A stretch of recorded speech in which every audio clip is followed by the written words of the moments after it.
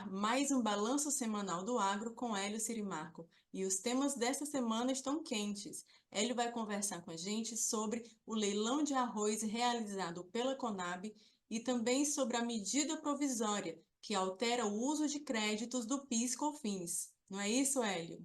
Boa tarde, Larissa. Exatamente isso. São os dois temas que mobilizaram a semana inteira, até hoje, inclusive.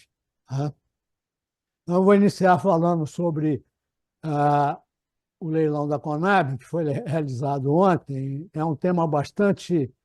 Está gerando bastante conflito, porque já houve pedidos, inclusive, da Confederação Nacional da Agricultura, CNA, no Supremo, para que esse leilão fosse cancelado, já que há um consenso do setor agropecuário de que não há necessidade de importação de arroz para atender, né, eventuais necessidades do mercado.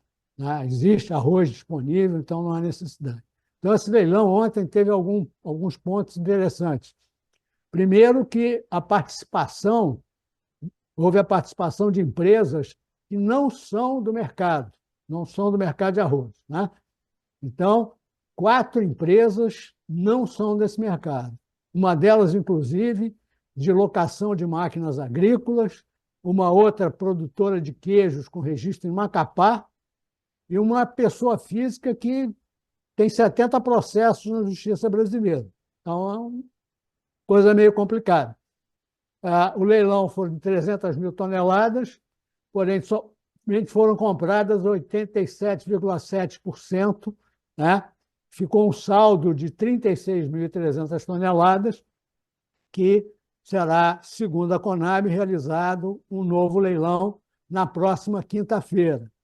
Mas existem solicitações na Justiça. Esse leilão, inclusive, havia sido cancelado por um juiz da Justiça Federal do Rio Grande do Sul. Esse cancelamento ele foi cancelado, né, por um outro juiz e foi realizado. Então, vamos ver o que vai acontecer se esse leilão efetivamente vai ocorrer na próxima quinta-feira.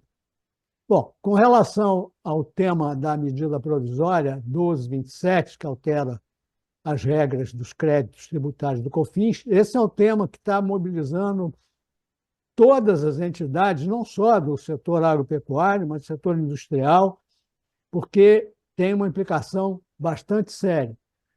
Só para vocês terem uma ideia, uma coalizão de 27 frentes parlamentares estão solicitando ao presidente do Senado, o senador Pacheco, que devolva a medida provisória ao governo. Tá? Então, o Rodrigo Pacheco ele tem esse poder de devolver a medida provisória, porque a medida provisória, a partir do momento que ela é editada, ela passa a valer. Então, essas alterações estão valendo. Então, esse grupo de 27 frentes parlamentares pediu essa devolução. Eles fizeram uma nota mencionando que as graves consequências dessa medida provisória para os setores produtivos, eles citam industrial, agroindustrial, petroquímico, de alimentos, medicamentos e outros segmentos exportadores, é muito sério. Né? Eles indicam que as empresas, ao serem surpreendidas com a medida, podem suspender operações e reavaliar contratos. Então, é uma situação bastante complicada. Existem, inclusive, pareceres já de juristas em que a medida provisória é inconstitucional, tá? Que ela fere normas existentes. Então, esse processo está sendo bastante discutido. Né? A Frente Parlamentar Agropecuária, por exemplo, né? O deputado Pedro Pion, que é o presidente, ele declarou essa semana que havia uma preocupação gigantesca no setor com a medida provisória, porque ele afirmou que a medida mostrava a sanha arrecadatória do governo e declarou que essa seria a próxima batalha do agro no Congresso. O objetivo dessa medida, só para esclarecer, é compensar a desoneração da folha de pagamento de 17 setores da economia de alguns municípios, que foi prorrogada até o final do ano de 2024, tá? E que passará a ser gradualmente reduzido nos próximos anos, né?